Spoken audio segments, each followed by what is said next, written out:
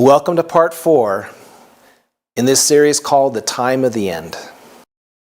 In this message, we're going to cover what's called the 6,000-year Bible chronology. This Bible chronology is really a timeline of the plan of salvation.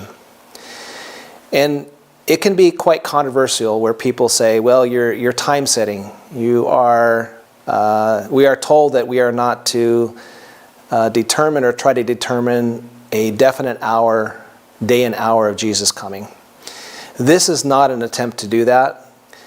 What this is simply a way for us as God's people to understand where we are in the stream of time.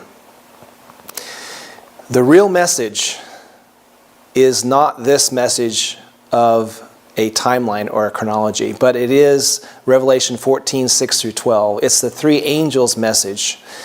And this is because everyone will be judged before Christ returns.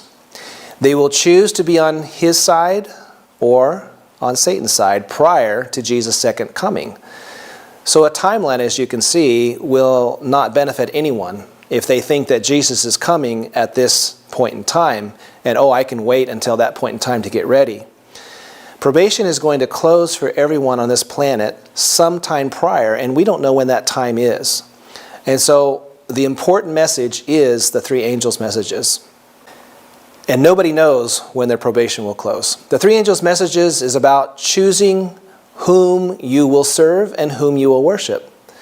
And in Revelation 14 it says, fear God and give glory to him, not to man.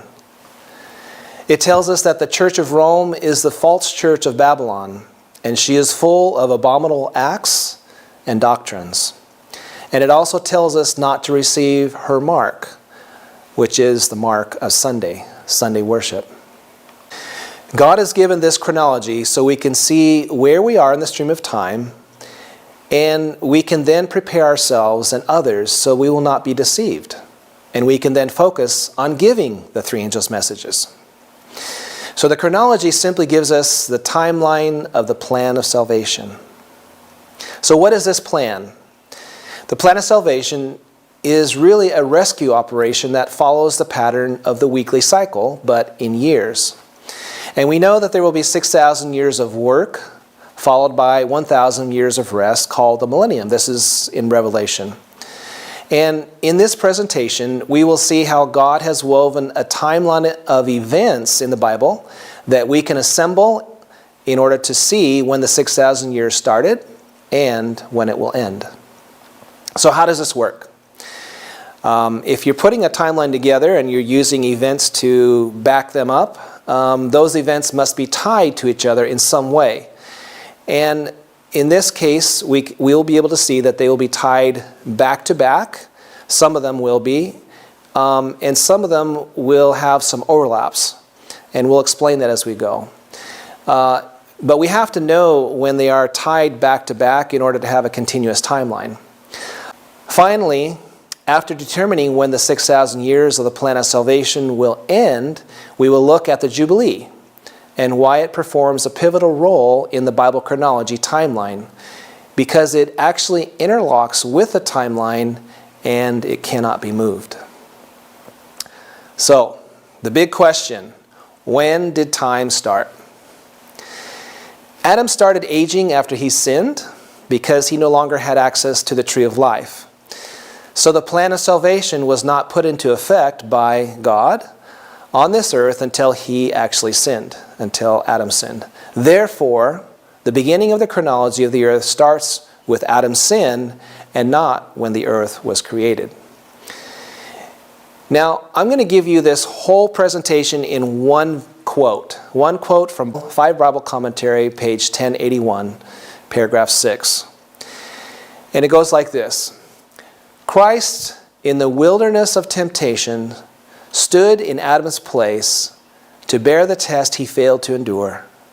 Here, Christ overcame in the sinner's behalf 4,000 years after Adam turned his back upon the light of his home. Separated from the presence of God, the human family had been departing every successive generation farther from the original purity, wisdom, and knowledge which Adam possessed in Eden. So it says Christ in the wilderness of temptation, when he was tempted in the wilderness, stood in Adam's place 4,000 years after Adam turned his back upon the light of this home. So where do we start when we're calculating or accumulating this information on the plan of salvation? We begin in the book of Genesis, where the ages of the first humans on earth are listed, starting with Adam and going down through the lineage of Jesus. And if we begin on Genesis 5:3, it says, "And Adam lived 130 years and begat Seth." So he lived 130 years, and that's when Seth was born. So we're going to put 130 years up there. The next one is in Genesis 5:6, which says, "And Seth lived 105 years and begat Enos." All right, so we put 105 years up there. Enos lived 90 years and begat Canaan in Genesis 5:9. Canaan lived 70 years and begat Mahalaleel in Genesis 5:12. Mahalaleel lived 65 years and begat Jared in Genesis 5:15. And so we put 65 years up there. And Jared lived 162 years and he begat Enoch in Genesis 5:18. So there's 162 years. Enoch lived 65 years and begat Methuselah. And Methuselah lived 187 years and begat Lamech. Lamech lived 182 years and begat Noah. There's 182 years. And Noah was 600 years old when the flood of the waters was upon the earth in Genesis 7:6. Add all those together, and from the time that Adam sinned to the beginning of the flood is 1,656 years. All right, so there's our first landmark, and there's actually 7 of these landmarks that we're gonna see that will be put on the board in a timeline. And this 6,000-year timeline looks as follows. From the start of sin is at the top, and the sum of that is going to be at the bottom. So we can count how many years it's been since the time of sin that sin started. So this first one is 1,656 years to the time of the flood. All right, the next one. Shem was 100 years old and begat Arphaxad 2 years after the flood. This is found in Genesis 11:10.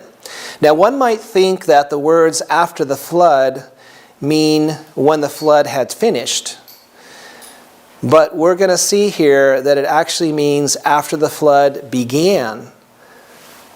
Let's look at Genesis 9:28 and 29. It says, "And Noah lived after the flood 350 years, and all the days of Noah were 950 years, and he died." Okay, but you remember earlier it said that Noah was 600 years old when the waters began to appear on the face of the earth. So if he was 600 years old when the flood began, and then he lived another 350 years, and he died at 950 years, how much time was there for the flood? The flood actually occurred in about a year, a little over a year's time period. So if Noah lived 600 years before the flood, and then there was a year, let's just round it off to a year, and then there was a year of a flood, wouldn't Noah be 951 years old when he died? That's correct. He would be 951 years old. So the words after the flood we have to take as meaning after the flood began. So Noah lived after the flood began 350 years, and all the days of Noah were 950 years, and he died. So then we take Genesis 11:10 with Shem, when it says that Shem was 100 years old and begat Arphaxad 2 years after the flood. It means after the flood began. So we're going to use 2 years for the time when Arphaxad was born after the flood began. And Arphaxad lived 530 years and begat Selah. Selah lived 30 years and begat Eber. Again, we can just go through these genealogies. And Eber lived 430 years and begat Peleg. And Peleg lived 30 years and begat Reu. You notice how they're back to back? It's talking about the father and then the son, and then his son, and then his son. So we can tie these all together. And Ru lived 32 years and begat Serug. And Serug lived 30 years and begat Nahor. Nahor lived 29 years and begat Terah. And Terah lived 70 years and begat Abram, Nahor, and Haran in Genesis 11:26. Well, based on that verse, who was born at the 70 years of Terah's life? Was it Abram, Nahor, or Haran, or was there triplets? Well, we're going to pick one. Since Abram is mentioned first, we believe that he was the oldest, and so he was born first when Terah was 70 years old. So therefore, the 70 years refers to Abram's birth, because the Bible chronology leads to Christ through Abram, not Nahor or Haran. So we put 70 years on the screen. And the next connection in the timeline is not going to be the birth of Isaac, as one might think, but rather the covenant with Abram. So if there's no connection again from one event to another, then we won't know where we are in the timeline. When Abram was 90 years old and 99 years old, the Lord appeared to Abram and said, "This is my covenant, which ye shall keep between me and you and thy seed after me. Every man-child among you shall be circumcised." This is found in Genesis 17:1 and 10. So Abram was 99 years old when the Lord appeared to him and said, "This is my covenant which ye shall keep. You shall circumcise every man-child among you." All right, so from the beginning of the flood to the covenant made with Abraham was 391 years. We're going to put that on the timeline. So from the flood to the covenant with Abraham was 391 years. And you can see the total summation is on the bottom. The covenant made with Abraham was 2,047 years after Adam sinned. Moving on. We're now going to look at the covenant with Abraham from the time that the covenant was given to Abraham to the exodus of the children out of Egypt. And there are several texts for this. One of them is found in Galatians 3, verses 15 to 17, which says, "Brethren, I speak after the manner of men. Though it be but a man's covenant, yet if it be confirmed, no man disannulleth, or addeth thereto. Now to Abraham and his seed were the promises made. He saith not, and to seeds as of many, but as of one, and to thy seed, which is Christ. And this I say, that the covenant that was confirmed before of God in Christ, the law, which was 430 years after, cannot disannul, that it should make the promise of none effect." All right, so there's 3 verses there. What does that mean? What it says is, the covenant that was confirmed before God in Christ, made with Abraham, and the law, which was 430 years after in Mount Sinai, cannot disannul, that it should make the promise of none effect. So now the sojourning of the children of Israel, Abraham was called by God to sojourn, who dwelt in Egypt, was 430 years. This is found in Genesis 12, 40 and 41. "And it came to pass at the end of the 430 years, even the selfsame day, it came to pass that all the hosts of the Lord went out from the land of Egypt." So the covenant made with Abraham in Genesis 17, verses 1 and 10, to Israel's exodus from Egypt is 430 years, found in Exodus 12:40. It can now be added to the timeline. So we're going to add this 430 years from the time of the covenant made with Abraham to the Exodus. And now we have 2,477 years since Adam sinned. That's when the Israelites departed from Egypt. 1 Kings 1 verses 6 says, "And it came to pass in the 480th year, after the children of Israel were come out of the land of Egypt, in the 4th year of Solomon's reign over Israel, in the month of Ziph, which is the 2nd month, that he began to build the house of the Lord." So the 480th year extended, as it said, to the 4th year of Solomon's reign. What we want to do is actually make this to the beginning of Solomon's reign. So we must subtract the 4 years to get the first year of his reign. 480 minus 4 is 476. We're going to put that on the timeline. So from the time that the Israelites left Egypt to the start of Solomon's reign was 476 years. That's 2,953 years after Adam sinned. And Solomon reigned in Jerusalem over all Israel 40 years. And Solomon slept with his fathers, and he was buried in the city of David his father. And Rehoboam, his son, reigned in his stead. This is found in 2 Chronicles 9, verses 30 and 31. We're going to put that now on the timeline, that Solomon reigned for 40 years, and then that starts Rehoboam's reign, or what we're going to call the reign of the kings. And that was 2,993 years after Adam sinned. Okay. At this point, we see in the Bible that Israel was divided into 2 separate nations 3 years after Solomon's reign of 40 years.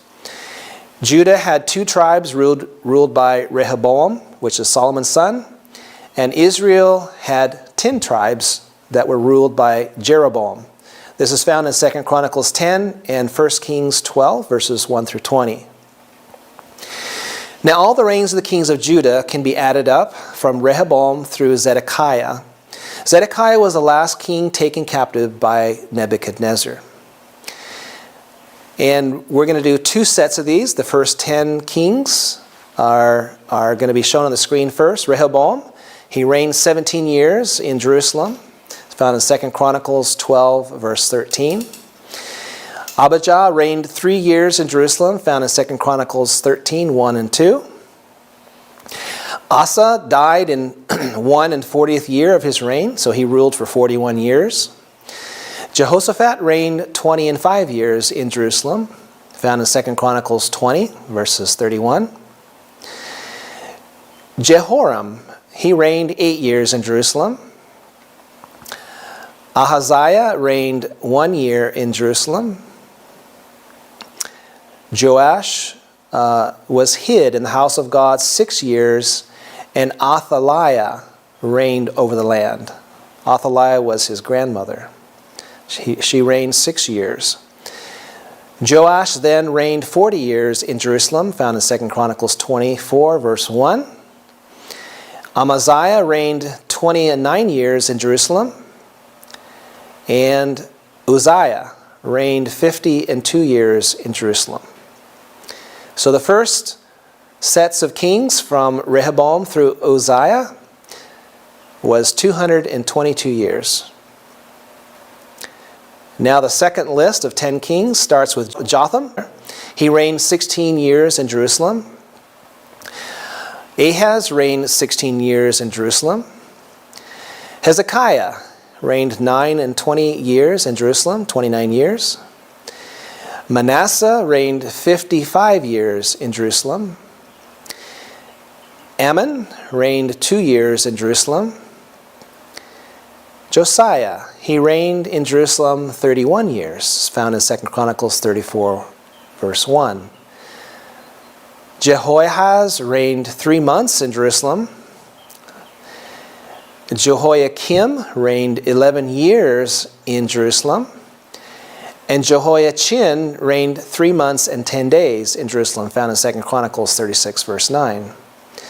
Zedekiah reigned 11 years in Jerusalem for a total of 171 and a half years from the reign of Jotham through the reign of Zedekiah. So adding together both sets of the 10 reigns for the kings of Judah yields 222 years for the first set and 171 and a half years for the second set. Gives us 393.5 years for all 20 kings. Now, Jehoiakim, Jehoiachin, and Zedekiah were reigning in Judah during the 3 sieges by King Nebuchadnezzar. That means we cannot put the end of Zedekiah's reign and the start of the 70-year captivity back to back. The captivity actually started in Jehoiakim's reign, so the 2 time periods overlap each other. We'll have to calculate this overlap and subtract it from the timeline to get the starting and ending points correct.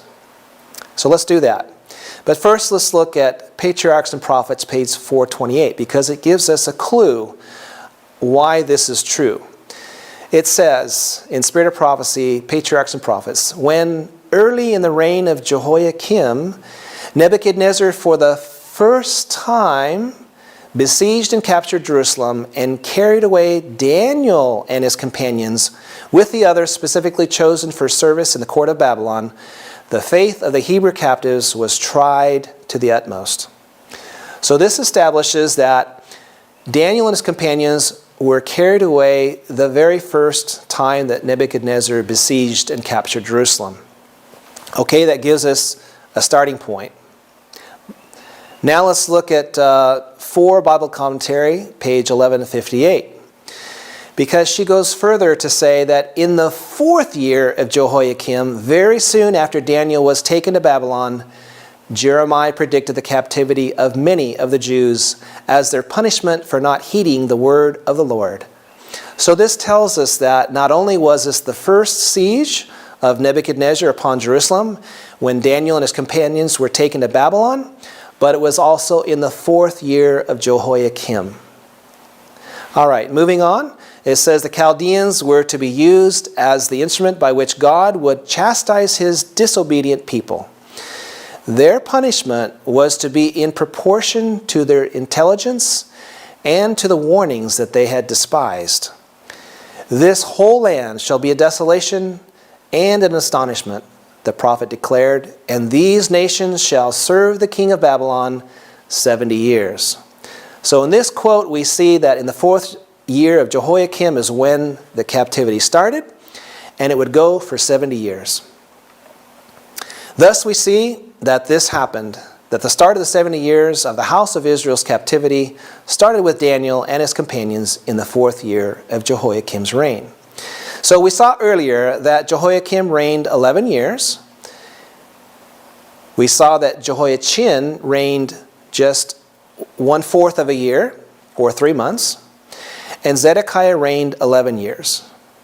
That gives us a total of 22 1/4 years. So this overlap must compute as follows. We saw earlier that 393.5 years was the total amount of time for the 20 kings. We subtract these 3 kings of 22 1/4 years out. That gives us 371 1/4 years. And we add back in Jehoiakim's reign. Remember, it said that it was in the 4th year. So 4 years had not transpired, but it was during the 4th year. So we're going to add 3 3/4 years to Jehoiakim's reign, which brings us to 375 years from the end of Solomon's reign to the time that the Israelites went into captivity with Nebuchadnezzar. I'm going to put that on the timeline now, 375 years. And when they were put into captivity. The next time period is the length of Judah's captivity in Babylon, which we saw already. It's also found in Jeremiah 25, verses 9 and 11. Behold, I will send and take all the families of the north, saith the Lord. And Nebuchadnezzar, the king of Babylon, my servant, and will bring them against this land, and against the inhabitants thereof, and against all these nations round about. And this whole land shall be a desolation and an astonishment. And these nations shall serve the king of Babylon 70 years. Jeremiah 25, 9 and 11. We're going to put that 70 years on the timeline. And that shows us that from the time of Adam's sin to when Judah was actually released from Babylon was 3,438 years since Adam sinned. All right. Daniel's prayer in chapter 9, it says in Patriarchs and Prophets, page 556, had been offered in the 1st year of Darius, the Median monarch, whose general Cyrus had wrested from Babylonia the scepter of universal rule. The reign of Darius was honored of God. To him was sent the angel Gabriel to confirm and to strengthen him. Found in Daniel 11, verse 1.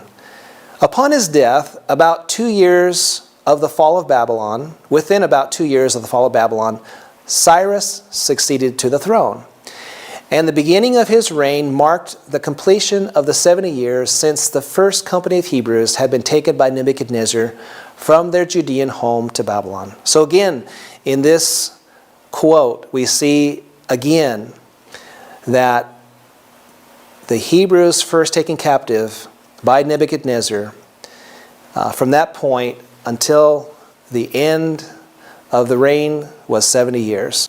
Now we can use a secular date for the Jews' first release from Babylon under Cyrus the Great of 536 BC. 536 BC is well documented in secular records, and so we can now use this date. So we can populate from this point the 7 biblical time periods with their BC date simply by reverse calculation. So here we go. 536, 606, 961, 1021, 1497, 1927, 2318, and 3974 BC is when Adam sinned. The great controversy between Christ and Satan that has been carried forward for nearly 6,000 years is soon to close. This is found in Great Controversy, page 518. So now let's add Christ's ministry to the timeline and the calculation for the end of 6,000 years of sin. 562 years later, Christ started his ministry in AD 27, which is exactly 4,000 years after Adam sinned in 3974 BC. If we add 2,000 years from there to give us a 6,000 year mark, that brings us to the year 2027 AD, not too far away. Okay, so how do we know that the end date for the 6,000 years is correct? It must coincide with the Jubilee. I'm going to take you through early writings, page 34 and on, because we're going to see how the time, in the time of the end, that is described by Ellen White in early writings will bring to us to the time when the Jubilee is announced. So let's read this. Let's go through this. Early writings, page 34. In the time of trouble, we all fled from the cities and villages. This is what God showed her in vision. She said, we all fled from the cities and villages in the time of trouble, but we were pursued by the wicked, who entered the houses of the saints with a sword. They raised the sword to kill us, but it broke, and fell as powerless as straw. Then we all cried day and night for deliverance, and the cry came up before God. The sun came up, and the moon stood still. The streams ceased to flow. Dark, heavy clouds came up and clashed against each other. But there was one clear place of settled glory, whence came the voice of God, like many waters, which shook the heavens and the earth. The sky opened and shut and was in commotion. The mountains shook like a reed in the wind and cast out ragged rocks all around. The sea boiled like a pot and cast out stones upon the land. And as God spoke the day and the hour of Jesus' coming and delivered the everlasting covenant to his people, he spoke one sentence and then paused while the words were rolling through the earth. The Israel of God stood with their eyes fixed upward, listening to the words as they came from the mouth of Jehovah and rolled through the earth like peals of loudest thunder. It was awfully solemn, and at the end of every sentence the saints shouted, "Glory, hallelujah!" Their countenances were lighted up with the glory of God, and they shone with the glory as did the face of Moses when he came down from Sinai. The wicked could not look on them for the glory, and when the never-ending blessing was pronounced on those who had honored God in keeping his Sabbath day holy, there was a mighty shout of victory over the beast and over his image. Then commenced the Jubilee, when the land should rest. I saw the pious slave rise in triumph and victory and shake off the chains that bound him, while his wicked master was in confusion and knew not what to do. For the wicked could not understand the words of the voice of God. soon appeared the great white cloud. It looked more lovely than ever before, and on it sat the Son of Man. So we see that the Jubilee occurs at the second coming of Jesus. So how can we understand and count the Jubilee cycle? That's really what we want to know now. How do we understand this Jubilee? I don't think anyone ever has counted correctly the Jubilee cycle and when to begin counting of the Jubilee. But at least we do see that the Jubilee occurs at the second coming of Christ. The Jubilee actually starts in Leviticus 25, verses 1 through 10. So let's go through that. It says, "And the Lord spake unto Moses in Mount Sinai." And these are key words I've highlighted in orange. It says, "In Mount Sinai, saying, Speak unto the children of Israel, and say unto them, When ye come into the land which I give you, then shall the land keep a Sabbath unto the Lord. 6 years thou shalt sow thy field, and 6 years thou shalt prune thy vineyard, and gather in the fruit thereof. But in the 7th year it shall be a Sabbath of rest unto the land, a Sabbath for the Lord. Thou shalt neither sow thy field, nor prune thy vineyard. And thou shalt number 7 Sabbaths of years unto thee, 7 times 7 years. And the space of the 7 Sabbaths of years shall be unto thee 49 years. Then shalt thou cause the trumpet of the Jubilee to sound on the 10th day of the 7th month, in the day of atonement. In the day of atonement ye shall make the trumpet sound throughout your land. And ye shall hallow the 50th year, and proclaim liberty throughout all the land unto all the inhabitants thereof. It shall be a jubilee unto you, and ye shall return every man unto his possession, and ye shall return every man unto his family." Leviticus 25, verses 1 through 10. So let's review what we just read. The Lord spoke to Moses when he was in Mount Sinai. He said, "When you come into the land which I give you, then shall the land keep a Sabbath unto the Lord. 6 years thou shalt sow thy field, but in the 7th year it shall be a Sabbath of rest unto the land. Thou shalt number 7 Sabbaths of years, 7 times 7 years. And the space of the 7 Sabbaths of years shall be unto thee 49 years. So 7 times 7 is 49 years. Simple math. Then shalt thou cause the trumpet of the Jubilee to sound on the 10th day of the 7th month, in the day of atonement. And ye shall hallow the 50th year, and proclaim liberty throughout all the land." So counting of the Jubilee must start when they come into the land. And it must be 6 years of work, then a Sabbath year of rest. There must be 7 times 7 years of these Sabbath rests, or 49 years. And then the 50th year is the Jubilee. Now, counting the 49 years is actually the same process as counting the days of the week. If we count the days of the week, we know that Sunday is the first day. And if we count to the 6th day, that's Friday, and the 7th day is Sabbath, the 7th day of the week. If we are to count, let's say, 2 weeks, we would then say that Sunday is the 8th day, but it also is the first day. So you would say that day 1 through 7 and day 8 is Sunday, but it's also the first day again, so you can count 7 more days to the 7th day Sabbath. And the 15th day is Sunday, but it is also the first day again, and so on until we get to the 49th day or year.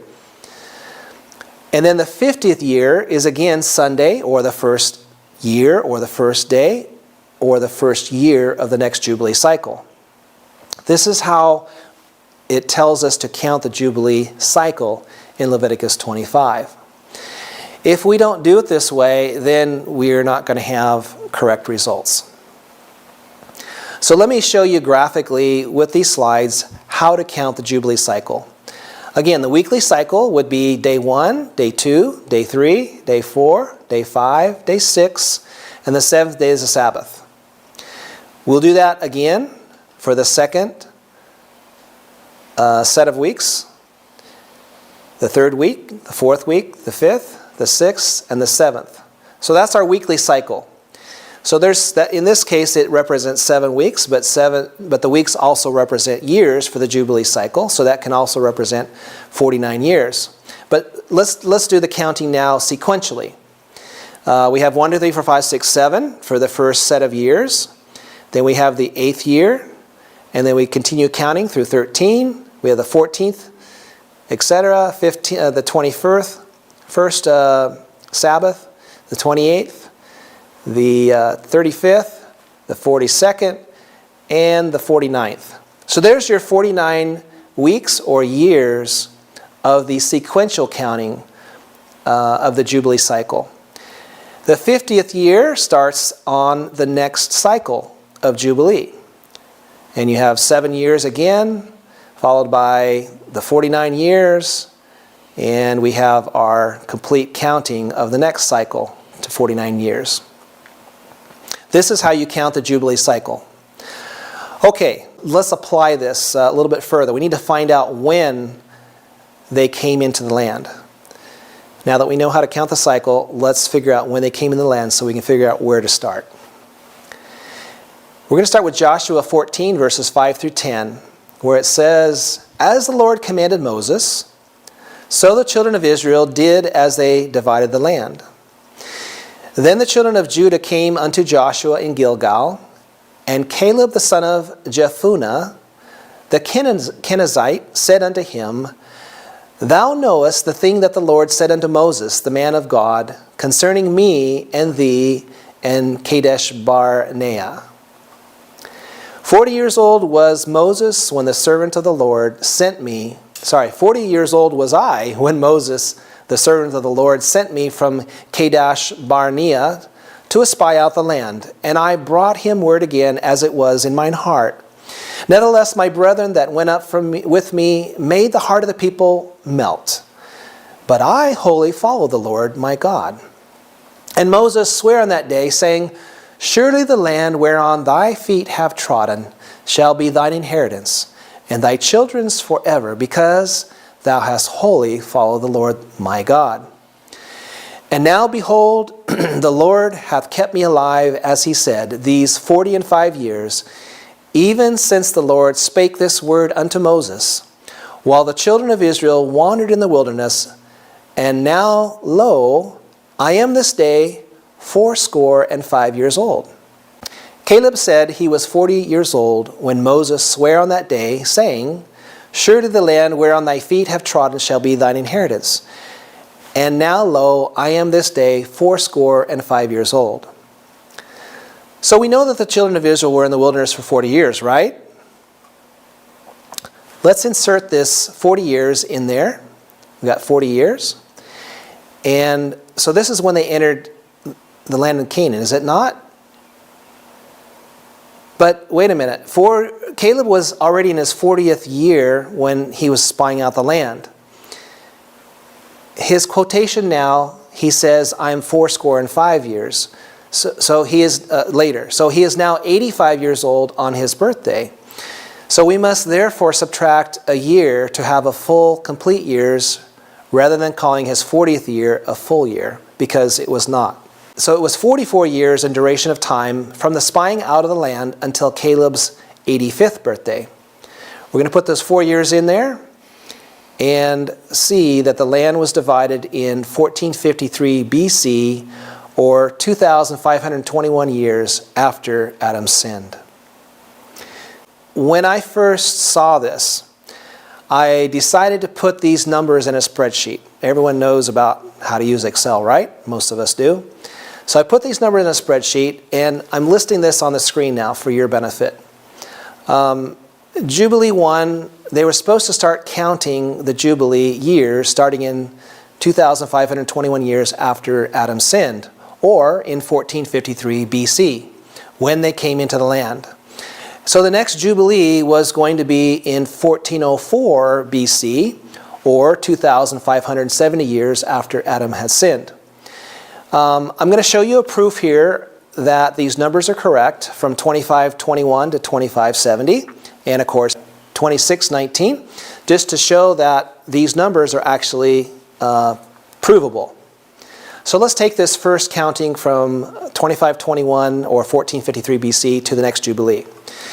We're going to use the same process of the weekly cycle. So they came into the land on a Sunday, let's call that, and that will be day 1 or year 1 in 1453 BC. And you see Monday was the second one in 1452, 1451 was the third one, or Tuesday, 1450. Remember, BC counts down. Wednesday was the 4th, Thursday was the 5th, Friday was the 6th, Saturday was the 7th year, or day of rest. So let's just kind of fast forward down to the next page. Again, 2535 and 1439 BC was the 15th, start of the 15th week or 15th year. And at the bottom of the screen is the 28th. We see that was the Saturday or the 7th year. And another screen here, I just clicked forward. 1425 BC was the 29th consecutive year. Down at the bottom is the 42nd consecutive year or Saturday. And on this last screen, we see 43 was a Sunday. And year 50 is the Jubilee, which is the 2,570 years since Adam sinned, or 1404 BC. So this confirms that we are counting correctly. All right, so let's go back to the original Excel spreadsheet. We see that 2570 or 1404 BC is the next one.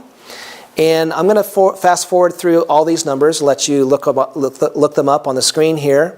At the bottom of the screen is the 16th Jubilee, or 1718 BC. And we're just going to keep looking. And look through these numbers with me, and you'll see that they're kind of, odd numbers. 1306, 1257, 1012. I mean, there's nothing really, spectacular about these numbers, I don't think. All right. The next screen here, although we see down here at the bottom where, in the bottom of the screen, where 32 BC was a Jubilee, and the next Jubilee was actually in 18 AD. And Jesus started his ministry in 27 AD. So 9 years prior to Jesus starting his ministry, there was a Jubilee in the year 18 AD. Okay, moving ahead with the next screen, we see that in the year 116 AD was a Jubilee, 4,089 years since Adam sinned. Just keep looking at those numbers. They all look just kind of, okay, whatever, right? We have 851 AD at the bottom of the screen. All right, the next screen, again, the year 900 AD was a Jubilee. And at the bottom of the screen, 1635. So again, all those numbers are just kind of whatever they are. Look at this last one. 1684 AD was a Jubilee. And it was 5,657 years since Adam sinned. The next one is 5,706 years, 5,755 years, etc., etc. But when you get to the 6,000 year mark, it comes out exactly to 6,000 years since Adam sinned. And exactly with the year 2027. Now, I tried to move these numbers back and forth to see if there was just some glitch. Why would this come out perfectly like this? And it did it the very first time. I didn't reverse engineer this. I didn't know how to reverse engineer it. I just followed what God was showing me in His Word. When they come into the land, Caleb's 85th birthday, etc., etc. And I put that number in the spreadsheet and I calculated exactly like God tells us to calculate the Jubilee. And it came out the first time at this number, 6,000 years in 2027. So it just put tingles up and down my spine when I realized the gravity of this moment. That this is something real here. This is not something that you can create or manufacture on their own. This is, there's just too much going on here. It's just too complicated for it to come out too simply in this manner. So anyway, I just share that with you because it was just amazing to me. So in the year 2027, is the 6,000th year of the Jubilee. And we saw earlier that in early writings there is a Jubilee when Jesus comes. So God said to start counting the Jubilee on the 2,521st year from when Adam sinned, in 49-year cycle increments, according to the weekly cycle, and proclaim a Jubilee on the 50th year, which is also the first year of the next cycle. The last Jubilee comes out to exactly 6,000 elapsed time years in 2027, thus aligning perfectly with chronological time. So the next Jubilee occurs in the 6,000th year since Adam sinned in 2027. Let's look at some landmark Jubilees. This is also very interesting. In 1453 BC is when they came into the land, and Caleb was 85 years old. Caleb died in 1438 BC, and Joshua died at 110 years old in 1412 BC, as found in Judges 2 verses 8. It says in Judges 3 that Israel did evil for 8 years. And if you keep adding those 8 years up, we come to the first Jubilee in 1404 BC.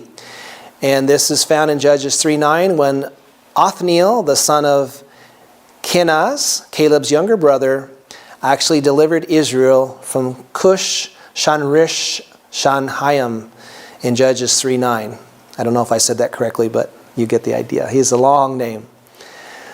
And so we see, remember, the Jubilee is a time of deliverance when the slaves are set free and when everyone receives his possession, his land back. And so that actually happened in that time period, in that year of 1404 BC. And Othniel was a type of Christ that delivered Israel from this king. 1364 BC was the end of the 40 years when the land rests from war.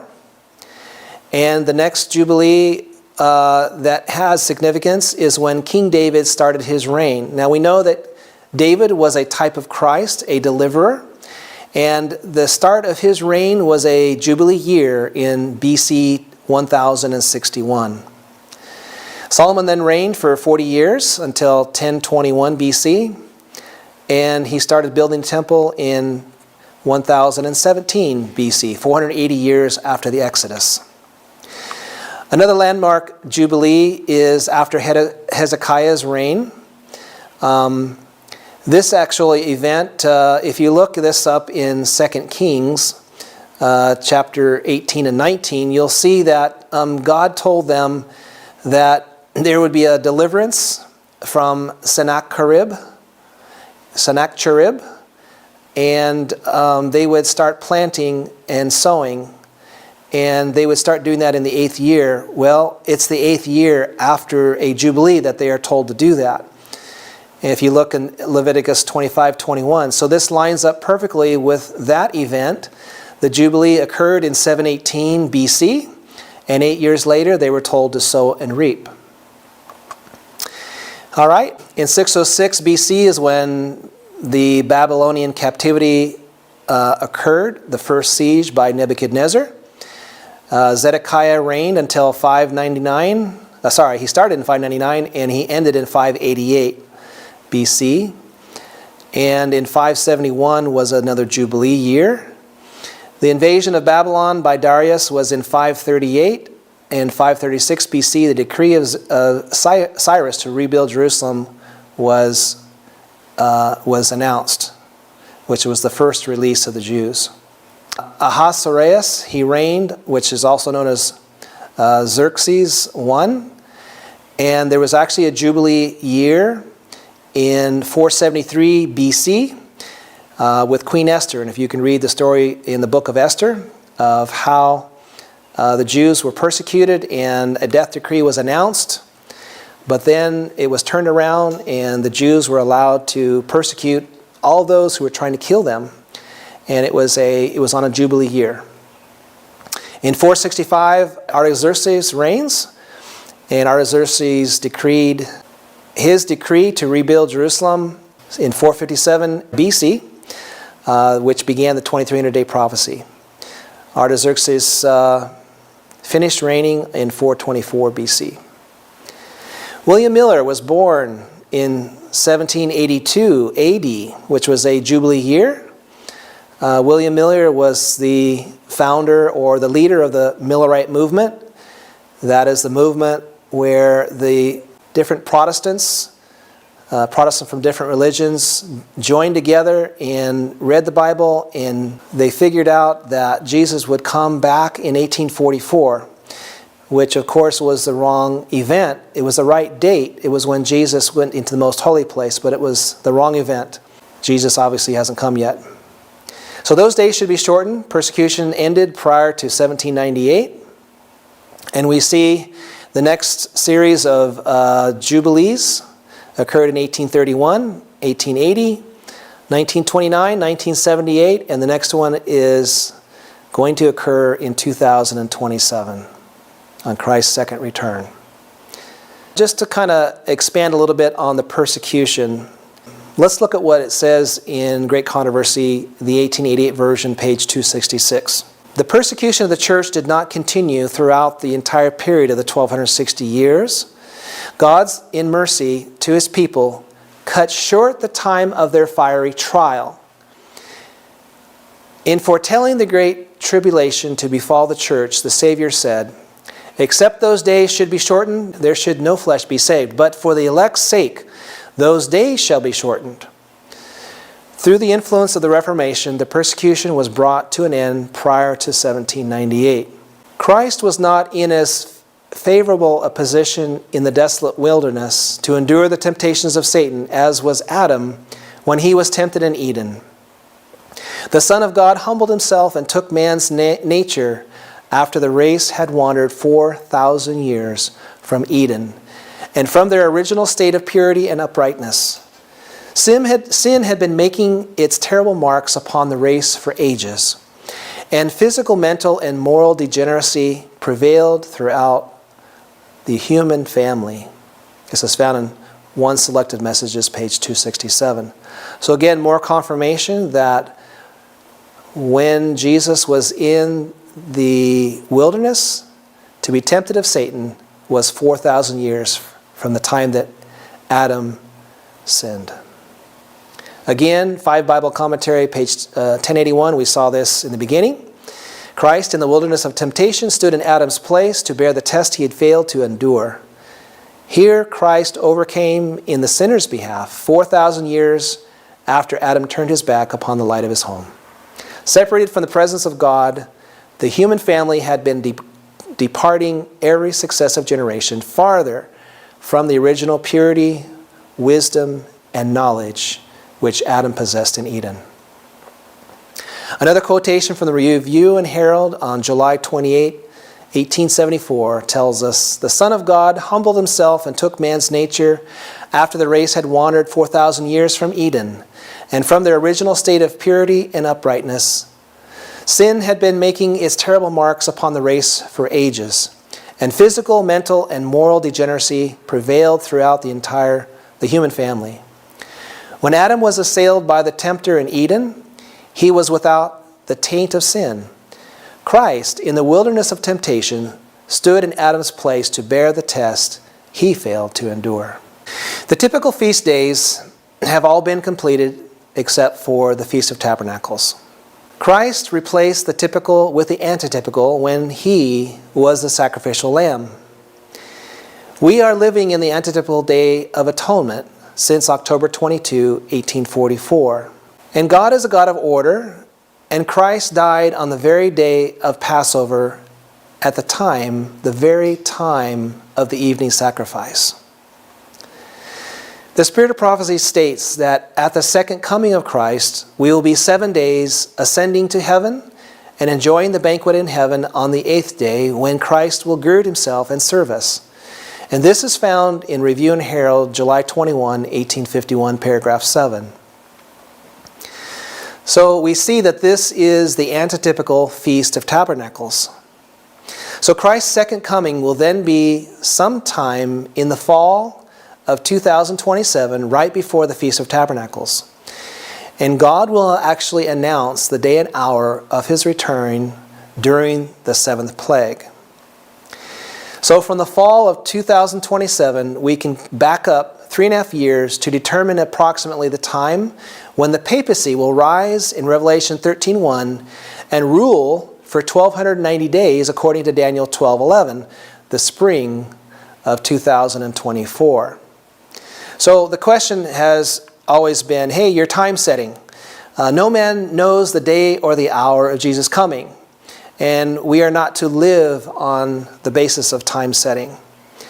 Well, this is, again, not an attempt to do that, but this is simply showing you what the Bible says and what the Spirit of prophecy says about where we are in the stream of time.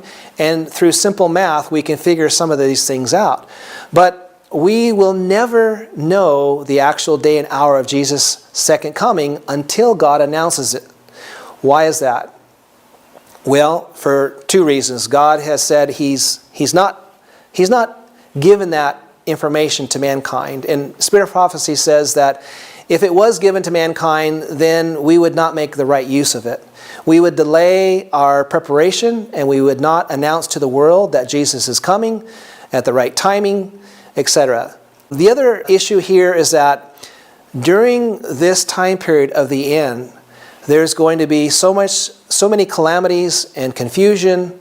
There's going to be so many things going on that the earth and the cycle of the earth, the cycle of the seasons will still continue, but they will be confused.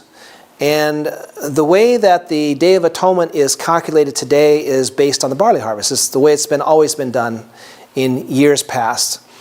But we think and we believe that that barley harvest will not occur in the last final year of 2027 because of all the calamities that will be happening on this earth and all the wars that will be happening, the mass confusion that will be occurring on this planet. So there won't be any way for God's people or anyone to actually calculate or determine the day and hour of Jesus' second return. But God, in His mercy, will announce the day and hour so that God's people will know exactly when Jesus is coming. And this, we believe, will be at the end of the 1335 days found in Daniel 12:12. So let's get the complete picture here. The Sunday law will therefore be enforced sometime in the spring of 2024, which starts the 1260 literal days found in Daniel 12:7, the times and a half, otherwise known as the time appointed. If you haven't seen the other previous three presentations on the time of the end, go back to the first one, because that's where we go through the presentation where the Bible reveals this information on the time appointed in Daniel 12:7. Let's look at this graphically. The end shall be at the time appointed. That's stated over and over again in the book of Daniel. It starts with a preparation time, which is where we are now. And in 2024, the spring of 2024, is when all nations will drink of the wine of the wrath of her fornication, meaning the papacy. They will lay down their sovereignty to the papacy, and they will set him up, or the Pope, as the one world ruler.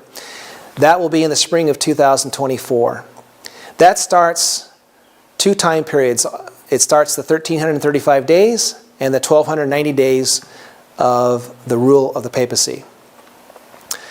After that, fire will come down from heaven. They will use that working of that miracle to convince people that they have God's approval and that God is with them, and that everyone should pass a Sunday law. At that point, the people of the nation of the United States will demand from the legislatures, they will demand a Sunday law. We saw that in the Spirit of Prophecy. That's only a 30-day time period. Legislation will then be passed, and this is when the sanctuary of strength is polluted in Daniel 11:31. This is starting of the judgment of the living, and it actually starts when that law is enforced. This is what Spirit of Prophecy tells us. So people that are worshiping on Sunday today are not receiving the mark of the beast. It's only when they are intelligently shown that this is not the true Sabbath. It is a false Sabbath. It's an apostate Sabbath. It is the sun worship. It's from the people in times past who worshipped the sun god. This is where it all started. And once they are shown that and they still continue to worship on Sunday, when Sunday law is enforced, that is when people will receive the mark of the beast. Following this will be the national ruin of the United States. National apostasy is followed by national ruin, which is followed by a no buy and no sell. So just like we saw with the COVID-19 pandemic, whatever you want to call it, where people had to wear a face mask in order to go into a grocery store and buy food, this will be even more significant.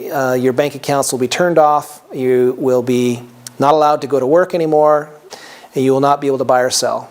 So this is why God has been telling his people to get out in the country, get your gardens designed and planted and growing, and be out of the city when this happens, because you won't be able to buy or sell. During this time is also known as the shaking time. We saw this in the second presentation. The three angels' messages will be proclaimed throughout the entire earth, and at the final closing of probation is when the loud cry will be given. The loud cry is simply, in Revelation 18:1, the fourth angel coming down out of heaven, proclaiming with a loud voice not to receive the mark of the beast. This is God's people joining hand in hand throughout the entire earth, just pleading with people not to receive the mark of the beast, but to fear God and give glory to him. This will be followed by the close of probation, when every single person on the entire planet has made their decision either for God or against him. And this is when the seventh angel sounds in Revelation 16:7. This is then when the daily is restored to Christ. Remember, the daily is the transfer of power, or the rulership of the scepter. Christ will take that scepter back from Satan. And this starts the 7 last plagues. This is when a final death decree will be given, and this is when we need to flee to the mountains. So we'll leave our homes in the country for retired mountain homes, or wherever we can find in the mountains to live and dwell. This is also the time period when the apostate Protestant kings, they turn on the great whore, or the papacy, and they strip her naked and they burn her with fire. So she is destroyed at the end of the 1290 days.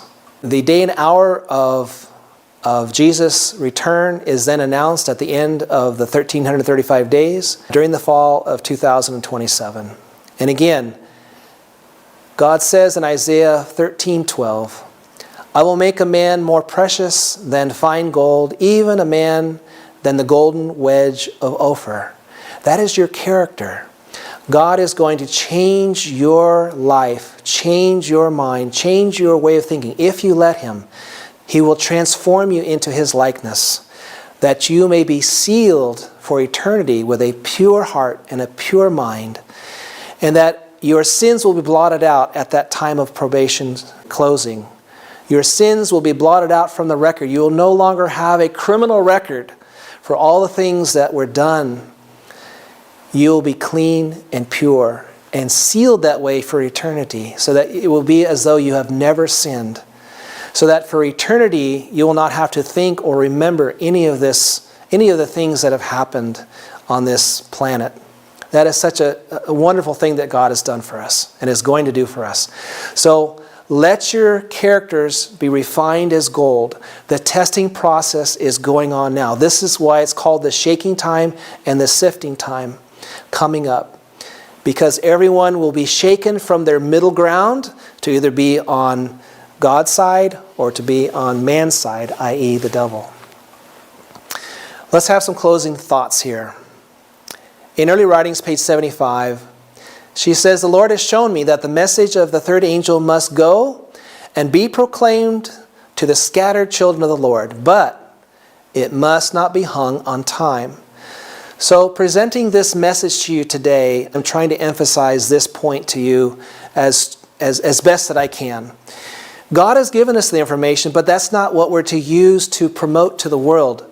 We're not to go to the world with this information, but we're simply to understand it and know where we are in the stream of time so that we can give the three angels messages, so that people won't make the wrong decision when the Sunday law is presented to them in deception and coercion, that they will be forced, either you're going to lose your job or you're going to keep your job and get the mark of the beast. But they're not going to be told it that way. But that's exactly what's going to happen. I saw that some were getting a false excitement arising from preaching time. But the third angel's message is stronger than time can be. I saw that this message can stand on its own foundation and needs not time to strengthen it. And that it will go in mighty power and do its work, and will be cut short in righteousness. So will the time be cut short in righteousness? This is also a misnomer that many of God's people are thinking, that God's going to cut short the time in righteousness. No, He cuts short the work. He cuts short the persecution in righteousness. That's what we've been reading in these quotations. So God in His mercy is only going to allow the devil to go so far in persecuting God's people. It will go in mighty power and do its work. This work of preaching the three angels' messages. In Maranatha, page 19, paragraph 4, it says, 3 and 4, had the Church of Christ done her appointed work as the Lord ordained, the whole world would before this have been warned, and the Lord Jesus would have come to our earth in power and great glory. So if God's church had done her appointed work, God could have come already. It is the unbelief, the worldliness, unconsecration, and strife among the Lord's professed people, not with the world, but among the Lord's professed people, that have kept us in this world of sin and sorrow so many years. We may have to remain here in this world because of insubordination many more years, as did the children of Israel. So the children of Israel in the time of the wilderness. But for Christ's sake, His people should not add sin to sin by charging God with the consequence of their own wrong course of action. So don't charge God that, hey, you're not coming back. Why aren't you coming back, Lord? Because of our own insubordination against God.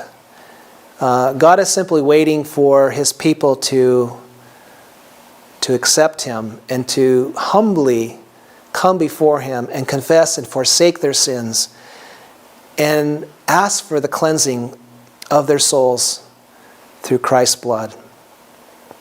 This is what God is waiting for. But time is still marching on. Brethren and sisters, would that I might say something to awaken you in the importance of this time. The significance of the events that are now taking place. I point you to the aggressive movements now being made for the restriction of religious liberty. God's sanctified memorial has been torn down, and in its place, a false Sabbath, bearing no sanctity, and this stands before the world. And while the powers of darkness are stirring up the elements from beneath, the Lord God of heaven is sending power from above to meet the emergency by arousing His living agencies to exalt the law of heaven. Now, just now, is our time to work in foreign countries. Some more closing thoughts that are found in Testimonies, Volume 6, page 18. As America, the land of religious liberty, shall unite with the papacy in forcing the conscience and compelling men to honor the false Sabbath, the people of every country on the globe will be led to follow her example. Our people are not half awake to do all in their power, with the facilities within their reach, to extend the message of warning. That's a pretty solemn words. We are approaching and fast approaching this time of restriction of liberty of conscience. They will compel you to honor the false Sabbath. The Lord of heaven will not send upon the world His judgments for disobedience and transgression until He has sent His watchmen to give the warning. He will not close up the period of probation until the message shall be more distinctly proclaimed. The law of God is to be magnified. Its claims must be presented in their true sacred character, that the people may be brought to decide for or against the truth. Yet the work will be cut short in righteousness. The message of Christ's righteousness is to sound from one end of the earth to the other, to prepare the way of the Lord. This is the glory of God, which closes the work of the third angel. So everyone, I want to thank you for listening and watching. I want you to understand that we are living in the stream of time very, very close to Christ's second coming. But this is not the impetus of our message. Our message to the world is to give the three angels, fear God and give glory to Him, for the hour of His judgment is come. Don't fear man, fear God. Choose God. And then the second one, Babylon has fallen, that great city which made all nations drink of the wine of the wrath of her fornication. She's making all the nations, through her deception, follow her false dogmas, her false doctrines, and especially the one main point of controversy now before us, the issue of whether to worship on the first day of the week, Sunday, or the seventh day of the week, Sabbath. And don't be deceived. If you Google which day is the day of the week for Saturday, they're going to tell you now, which they just made this change in Google back in September of 2021. They made the change to say that Saturday is the sixth day of the week, based on ISO standards. So in Daniel 7, it says that the papacy, would think to change times and laws.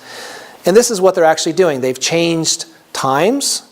They've changed the law of God to say that the first day of the week is the Sabbath or Sunday. They have now changed the time to say that Sabbath is the sixth day of the week, but it's not. It's the seventh day of the week. It's been that way forever. So don't be deceived by these things that is out there on the Google platform. Remember, and then the third angel's message is not to receive the mark of the beast. So if you worship on Sunday when you've been told not to, and it's being enforced, that's when you will receive the mark of the beast. And God says, don't be deceived by that. Worship on the seventh day of the week. Worship on my Sabbath. Because it is a sign between me and thee throughout all generations.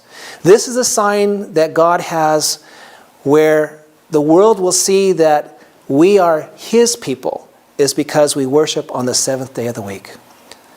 Well, thank you again. I pray that all this information will not be so overwhelming. If you want to go back, just rewind it and rewind it, and so you can look and see how things develop.